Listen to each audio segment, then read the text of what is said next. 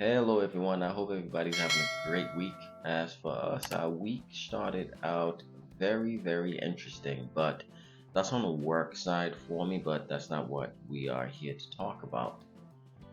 We did not post anything last week because if you have not checked out the last three episodes of the Ultimate Swing Set, you definitely should.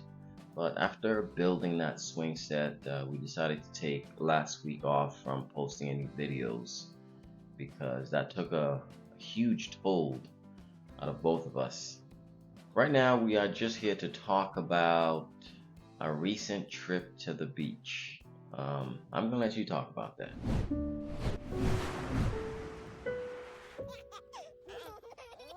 I decided to make a list of items that I thought we should bring to make sure that we were all on the same page when traveling with two young kids. It's a lot of items.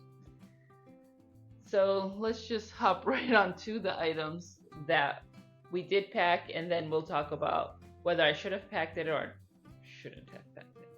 Let's start off with the most important item, the wagon. We ultimately chose the wonderful W1 wagon for our family. The main reason we went with that one was because that one weighs about 33 pounds and it's going to serve multi-purposes.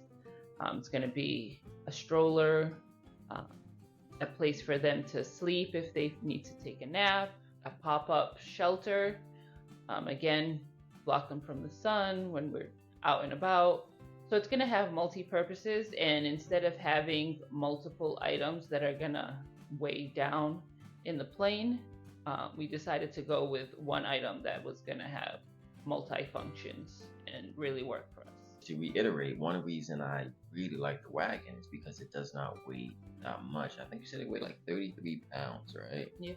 So therefore, in the baggage compartment on the plane that I fly right now, I believe the max you could put on there is 60 pounds. But me being conservative, I want to keep it up to 50. So the wagon weighs 33. So if you do simple math, we have 27 pounds of other items that we can pack. So again, as you could see from that previous clip that we post, that was way over 27 pounds. I was trying to pack light, and I think I did a good job. You did do a good But job. the packing list will differ based on the day and time and the weather outside. The day that we went around, I'd say around 3:30. We don't like to go too early with the kids, only because the sun is really hot. So at least by 3:30, the sun isn't so hot for them. But it just so happened that that day it was extremely windy, which was good because it wasn't too hot, but it was hot enough that everybody wanted to go in the water. But there were a couple things that I packed that with the wind were not necessary. We did pack an umbrella, and on some days an umbrella will be totally useful to block the sun. Wait. So before she talk about the list, we have the list here to give you guys an idea of how long the list is. How many pages? Right? This is 2 pages of stuff just to go to the beach. Now again, people might think that this is a little bit absurd, crazy, too much, but I would say about 99.9% of the list was essential. When we take our first trip, which is coming very soon. Haven't flown in 3 years. Is it 3 years you haven't flown? Wait, no, you flew.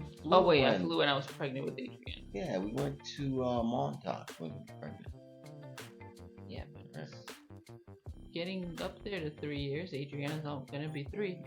It's nighttime and the kids are sleeping, so this is the only time we have to actually do this.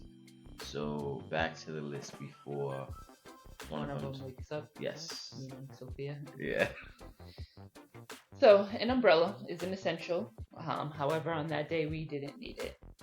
We also packed up a pop-up tent. Another thing that I packed was a pop-up baby pool slash shelter.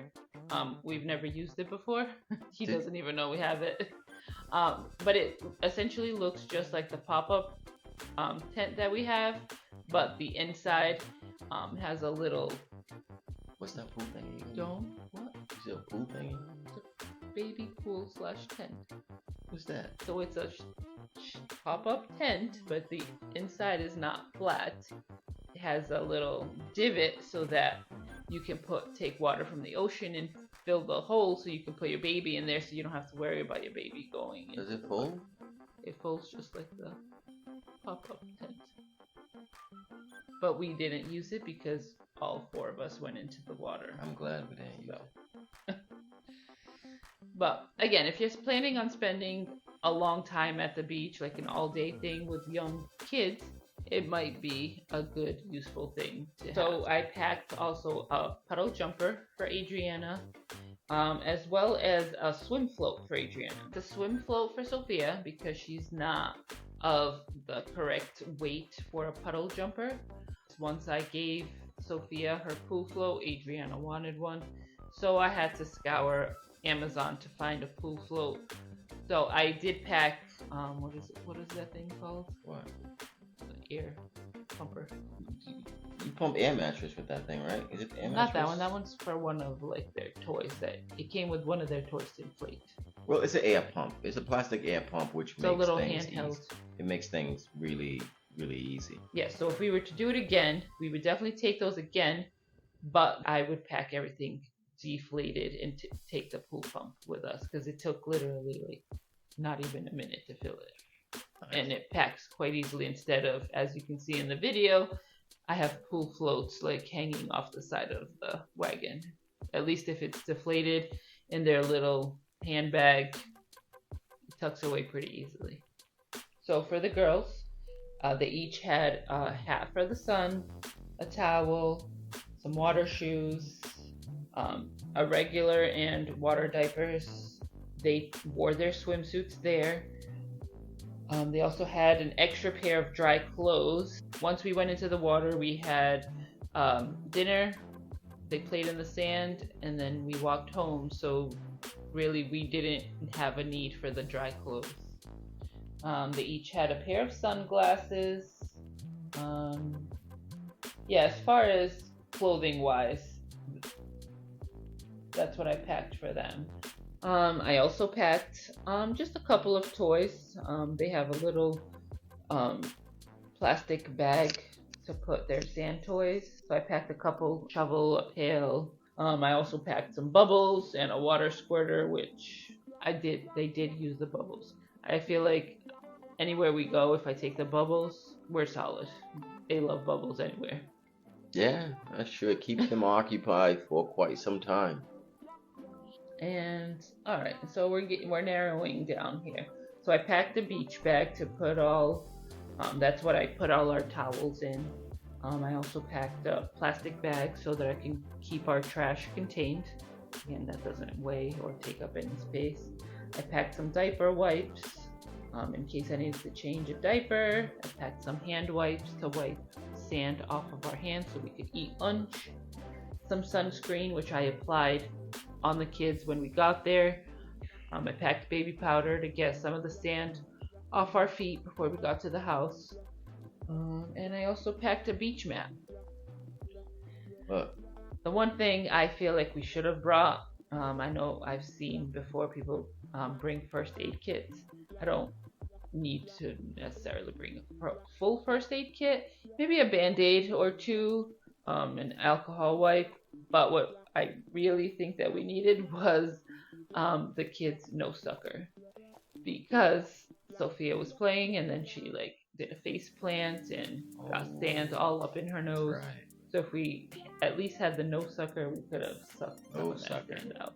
Yeah, that's the end of my list. On the next episode after this one, it's gonna be all about Will and his most favorite thing to do other than spend time at home. Myself and an ex-client, now good buddy, we flew out to Maine for lunch. So if you have not, like and subscribe, and we'll have more coming. Catch you in the next one.